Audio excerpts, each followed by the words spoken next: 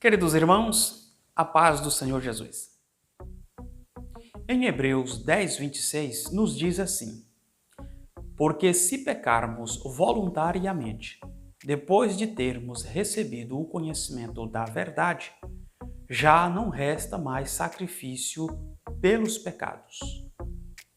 Segundo a Bíblia de Estudo MacArthur, uma interpretação apropriada desta epístola requer o conhecimento de que ela se dirige a três grupos distintos de judeus. Primeiro, os cristãos. Segundo, os incrédulos intelectualmente convencidos do Evangelho.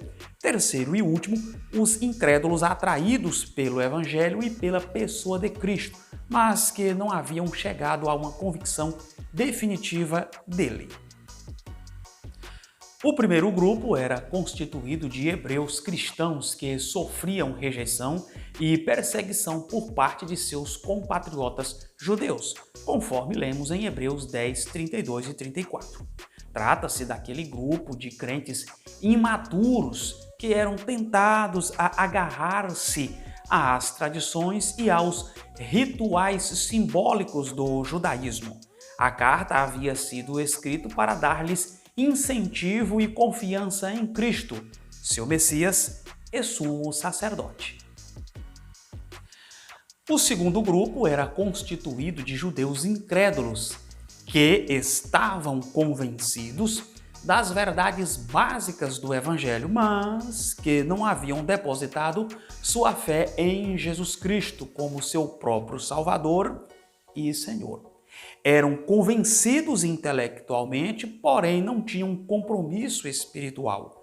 Não eram crentes genuínos. Estes incrédulos são identificados em passagens como capítulo 2, versos 1 a 3, 6, 4 a 6, 10, 26 e a 29. O terceiro grupo tratava-se de judeus incrédulos que não estavam convencidos das verdades do Evangelho, mas haviam sido expostos a ele de algum modo. Uma boa parte do capítulo 9 concentra-se neles. Algumas passagens da carta aos Hebreus, quando lidas, têm deixado alguns cristãos sinceros angustiados. Passagens como Hebreus capítulo 6, versículos 4 a 6, e outras passagens similares, como o texto do capítulo 10, versículo 26. William MacDonald leciona que o inimigo de nossas almas usa essas passagens de Hebreus para agitar os crentes que têm dificuldades físicas, mentais ou emocionais. Eles temem que, ao caírem de Cristo, ficam sem esperança de restauração. Chegam a sofrer pensando que eles têm ido além do ponto de redenção. A passagem que lemos no prefácio deste vídeo diz respeito a uma advertência contra a apostasia, que é o abandono ou deserção intencional. Deve-se frisar que o texto não alude a atos isolados. A apostasia é um pecado que pode ser cometido por aqueles que, consciente, deliberada e maliciosamente se volta contra o Senhor. É quando abertamente nega que Jesus é o Cristo. De acordo com a Bíblia de Estudo Pentecostal, o termo grego é definido como decaída, deserção, rebelião, abandono, retirada ou afastar-se daquilo a que antes se estava ligado. Não deve ser confundido com o incrédulo que ouve o Evangelho, mas não faz nada sobre isso. Por exemplo, um homem pode parar de responder a Cristo depois de repetidos convites do Espírito Santo, mas não é um apóstata.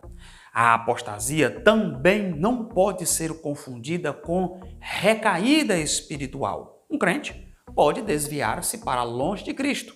Pode até chegar ao ponto de não ser reconhecido como um cristão, mas ele pode ser restaurado à comunhão plena com o Senhor após confessar e abandonar os seus pecados. O fato de que algumas pessoas se preocupam sobre a sua condição espiritual é prova conclusiva de que não seja um apóstata. Um apóstata não teria medo. O apóstata repudia a Cristo com insolência. A passagem supramencionada de Hebreus 10 trata do pecado que consiste em rejeitar a Cristo de forma deliberada. É a falha total, definitiva, em que os homens desprezam e rejeitam com vontade e resolução total e firme a Cristo, o único Salvador. Judas Iscariotes é um bom exemplo de um discípulo a quem não faltava o conhecimento, mas que não tinha fé e que se tornou o pior apóstata. O apóstata perde todo o acesso à salvação porque rejeitou o sacrifício que pode purificá-lo do pecado e levá-lo à presença de Deus. William MacDonald ensina que para tal pessoa já não resta mais sacrifícios pelos pecados. Ele rejeitou decisivamente e de forma conclusiva o sacrifício de Cristo, feita uma vez por todas. Portanto, Deus não tem outro meio de salvação para oferecer. A fim de corroborar estas palavras, note que o versículo 29 fala de 3 grupos de pessoas, a saber, primeiro, os que pisaram aos pés o Filho de Deus. Segundo, os que profanaram o sangue da aliança. Terceiro e último, os que insultaram o Espírito Santo.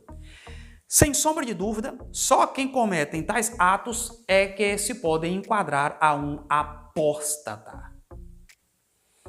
Então, meu irmão, caso você seja tentado a pensar que um ato pecaminoso isolado que você cometeu venha significar que, para ti, não tem mais solução por causa da leitura de Hebreus 10, 26, se por um outro lado você ainda sente uma necessidade profunda de recomeçar, se você tem uma preocupação com o seu estado espiritual, neste caso, reconforte-se porque você não é um apóstata.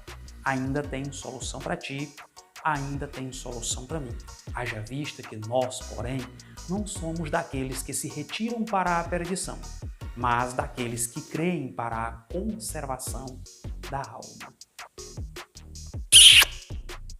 Beijo no coração e até a próxima.